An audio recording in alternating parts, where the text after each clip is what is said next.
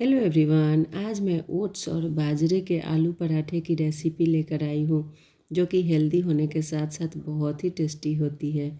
तो इसके लिए पहले थोड़े मसाले की तैयारी कर लेते हैं।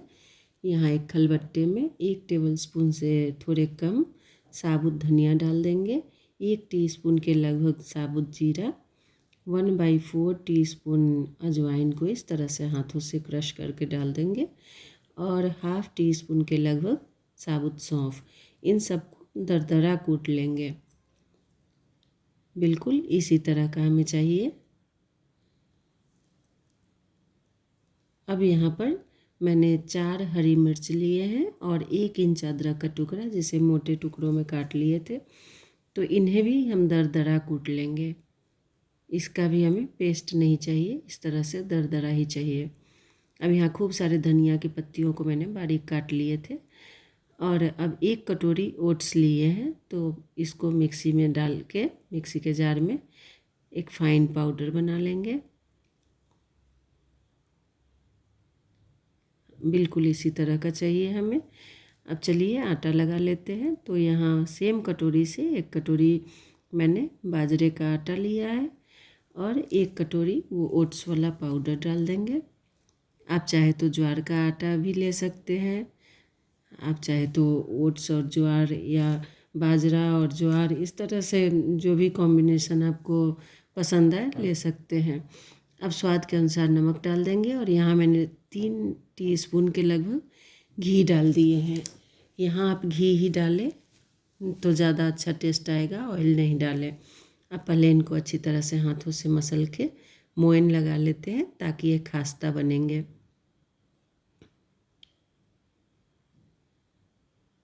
अब इसमें वो कूटे हुए मसाले डाल देते हैं, जो धनिया सौंफ का हमने तैयार किया था ना, वो वाला, और अदरक और हरी मिर्च जो कूटे थे वो भी डाल देंगे। धनिया की पत्तियों को डाल देते हैं।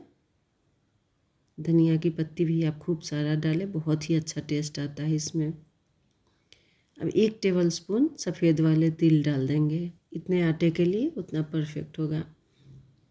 अब यहाँ मैंने 2 बड़े साइज़ के आलू को बॉईल कर लिए थे और कुछ देर के लिए फ्रिज में रख दिए थे। फिर उनका छिलका हटा के इस तरह से मैंने मैश कर लिया है। आप चाहे तो ग्रेट भी करके डाल सकते हैं। बस ध्यान रखें कि इसमें आलू के टुकड़े ना रहें, नहीं तो पराठे बनाते समय परेशानी होगी, वो फटेंगे। अब इन सबको मिक्स करके और थोड़ा थोड़ा पानी डालते हुए हमें सेमी हार्ड सा डो तैयार करना है। बहुत ज़्यादा गीला भी नहीं करेंगे और ड्राई भी नहीं रखेंगे ज़्यादा हार्ड। तो कुछ इस तरह से हमें आटा तैयार करना है। थोड़ी देर के लिए इन्हें कवर करके रेस्ट के लिए छोड़ देते हैं। अब चलिए पराठा बना लेते हैं। 10 मिनट हो चुके हैं। तो हमें इसे बनाने के लिए कोई प्लास्टिक शीट या कुछ भी नहीं चाहिए। नॉर्मल हम जैसे बाकी पराठे बनाते हैं ना, चकले पे ही बनाएंगे। ये बहुत ही आसानी से बन जाते हैं। बस इसको सूखे आटे में एक बार घुमाएंगे और थोड़ा सूखा आटा इस तरह से छिड़क देंगे चकले पे और हल्के हाथों से इस तरह से दबाते हुए घुमा घुमा के इसको राउंड शेप दे देंगे। ये बहुत ही इजीली हो जाते हैं, कोई परेशानी नहीं होती है। और आप देख रहे हैं ना, कहीं से किनारा नहीं फट रहा है। लास्ट में हल्के हाथों से थोड़ा बेलन चला देंगे ताकि जो थोड़े बहुत उंगलियों के निशान पड़े हैं वो भी हट जाएंगे। अब तवे में थोड़ा घी लगाकर मैंने पराठे डाल दिए हैं ताकि वो तवे से चिपके नहीं। तब तक एक दूसरा पराठा भी तैयार करके दिखा देती हूँ। तो सेम उसी तरह से आटे की लोई बनाकर उसको सूखे आटे में लपेट कर और इसी तरह से हाथों से दबाते हुए तैयार कर लेंगे। इधर ये लो टू मीडियम फ्लेम पे पराठे सिक रहे हैं, तो एक साइड का हल्का सिक जाए तो पलट लेंगे, फिर दूसरे साइड का भी इस तरह से करके और घी लगा के सेकें। इसे आप घी में सेकेंगे तो बहुत ज़्यादा टेस्टी बनेगा। तो घी आप अपनी श्रद्धा अनुसार डालें। मैं यहाँ बहुत ज़्यादा भी नहीं डाल रही हूँ। और इसे आप ठंडा में भी खा सकते हैं, गरम में भी, दोनों का ही अलग स्वाद होता है।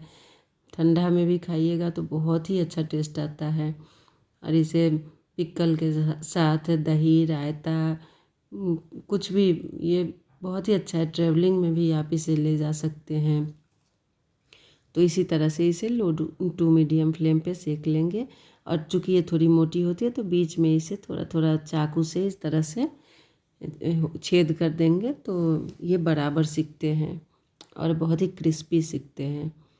तो इसी तरह से दोनों साइड से घी लगाकर सेक लेंगे और इसको इसी तरह से थोड़ा घुमाते हुए स्पैचुला से दबा दबा के, ताकि कहीं भी कच्चे नहीं रहे और बहुत ही क्रिस्पी सिकते हैं। इस तरह से